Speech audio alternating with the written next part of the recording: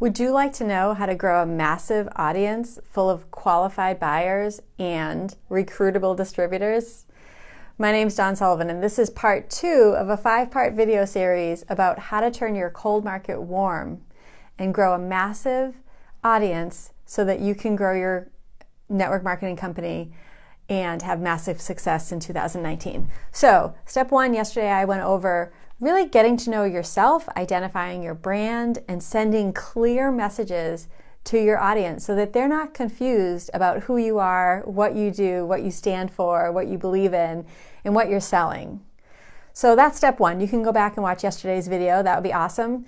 And today I'm here to present step 2, which is being really clear on your target audience. So sometimes people use the word avatar, sometimes people use the word ideal prospect. Whatever language you want to use, it's really important to be super clear on who it is you're talking to, who it is you want to attract into your audience and then later attract into your business. So there's some really basic stuff. You know, what country does this person live in? Is this person male or female? What is their age? What is their specific age? We can talk about a range, 35 to 45 later, but think of this one person. What is their specific age?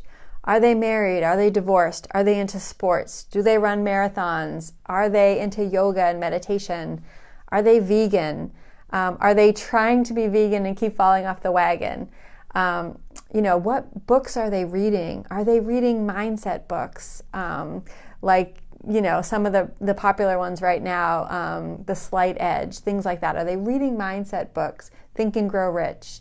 Are they watching movies? And if they are they watching documentaries? Are they watching action films? Are they watching family films? So it's really important to drill down on who this person is, what they're interested in, what their hobbies are, but even greater than that, what their beliefs are, what their values are, what their commitments are. So we know that people make buying decisions from an emotional place. When they're being reasonable and when they're reasoning things out and when they're being logical, they're most often not in a place that they're ready to buy from you.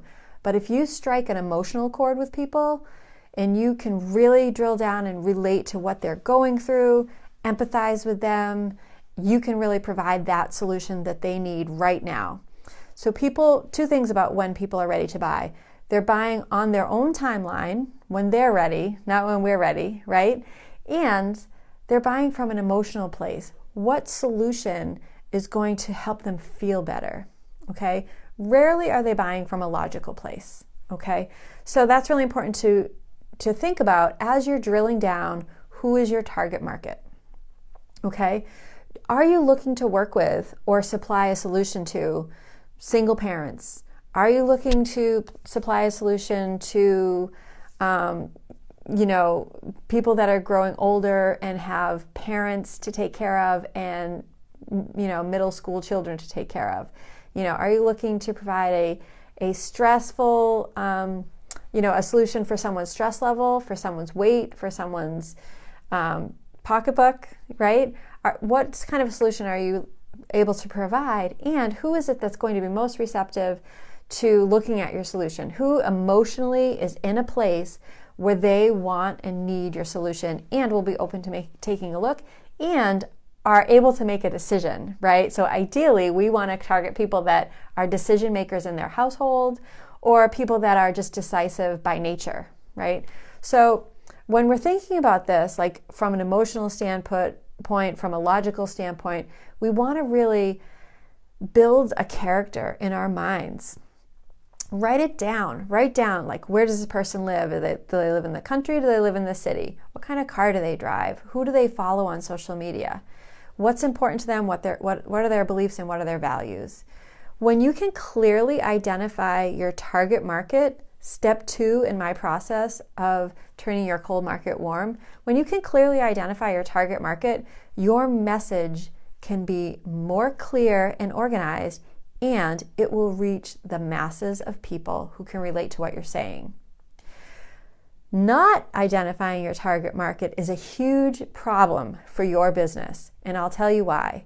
When you start to be all things to all people, I can solve your problem, I can solve your problem, I can solve your problem, I can solve your problem, then that message is getting very diluted, right? So once again, I want to just remind you and review, it's so important to really drill down who is in your target market.